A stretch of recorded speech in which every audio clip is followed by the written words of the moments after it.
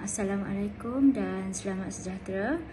Saya Anisawani binti Mahmud, pelajar PhD Fakulti Pembangunan Manusia, Universiti Pendidikan Sultan Idris, akan membentangkan tajuk masalah bantut dalam kalangan kanak-kanak prasekolah, tinjauan terhadap kesan perkembangan kognitif dan literasi. Pembentangan ini meliputi pengenalan masalah bantut dalam kalangan kanak-kanak, perkembangan kemahiran kognitif dan literasi kanak-kanak prasekolah, teori konstruktivisme dan perkembangan kognitif juga literasi kanak-kanak prasekolah, dan diakhiri dengan rumusan. Masalah bantut merupakan salah satu kesan daripada kekurangan zat makanan, terutamanya kepada kanak-kanak. Masalah ini menjadi semakin serius apabila banyak kajian yang membuktikan bahawa ia memberi impak yang sangat besar terhadap perkembangan kanak-kanak, terutamanya dari segi kognitif dan literasi. Menurut WHO, bantut adalah pertumbuhan dan perkembangan yang terjejas yang dialami oleh kanak-kanak akibat daripada pemakanan yang tidak sihat,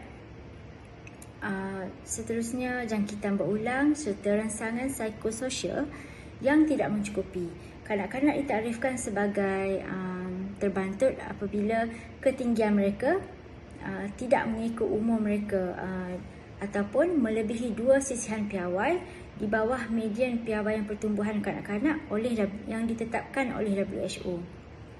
Peratusan kanak-kanak bantut dunia secara amnya dianggarkan seramai 87 juta kanak-kanak, dan bilangan ini didapati di Asia, seterusnya 59 juta di Afrika dan 6 juta lagi di kawasan Amerika Latin dan juga Caribbean. Seperti yang diketahui umum, kesan bantut adalah sangat mempengaruhi perkembangan serta potensi kanak-kanak itu. Dan dalam pembentangan ini kita akan fokus terhadap perkembangan kognitif dan juga literasi kanak-kanak. Perkembangan kognitif bagi kanak-kanak prasekolah membentuk satu set kebolehan mental ataupun bagaimana cara mereka berfikir, dan pelbagai aspek lain lagi seperti penaklukan, ingatan, penyelesaian masalah, pembelajaran serta pengetahuan mereka. Jadi perkembangan kognitif ini juga ditakrifkan juga sebagai proses pemikiran yang melibatkan juga tingkah laku, ingatan, kebolehan komunikasi serta proses mental lain yang unik kepada manusia hingga membentuk kecekapan manusia. Jadi perkembangan kognitif yang paling optimum adalah berlaku semasa usia kanak-kanak dalam lingkungan 5 hingga 6 tahun. Begitu juga dengan perkembangan literasi, di mana di sini ia adalah merujuk kepada kebolehan kanak-kanak berkomunikasi, membaca serta menulis. Antara sarjana yang banyak mengkaji tentang perkembangan kognitif dan mencipta teori iaitu teori konstruktivisme ialah Lev Vygotsky. Vygotsky menyatakan bahawa perkembangan kognitif kanak-kanak menekankan pembentukan dan pembinaan pemikiran kanak-kanak itu sendiri, dan kesemua ini adalah dipupuk melalui interaksi sosial dengan individu yang berada di persekitaran mereka, seperti ibu bapa, guru, rakan-rakan serta keluarga terdekat.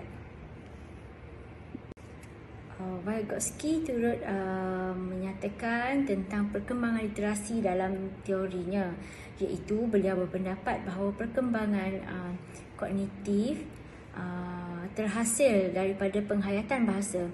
Jadi beliau percaya bahawa perkembangan kognitif sangat berkait rapat dengan kemahiran literasi melalui sosio-budaya.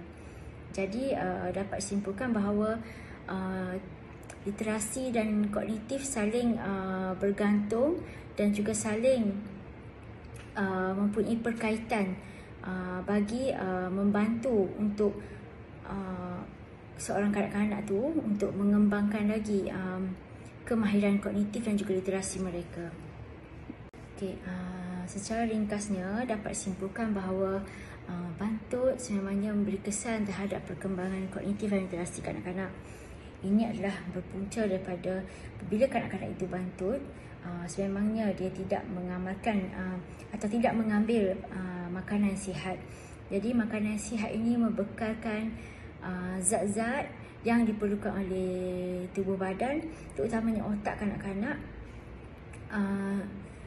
dan menggalakkan perkembangan kognitif dan literasi mereka. Jadi selain pada itu, perkembangan kognitif dan literasi juga mempengaruhi proses perkembangan intelek, pemikiran, pengetahuan serta kebolehan menjana idea dalam aktiviti yang mereka jalankan, terutamanya yang melibatkan interaksi, komunikasi, penyelesaian masalah, menganalisis ataupun membentuk pemahaman yang baru.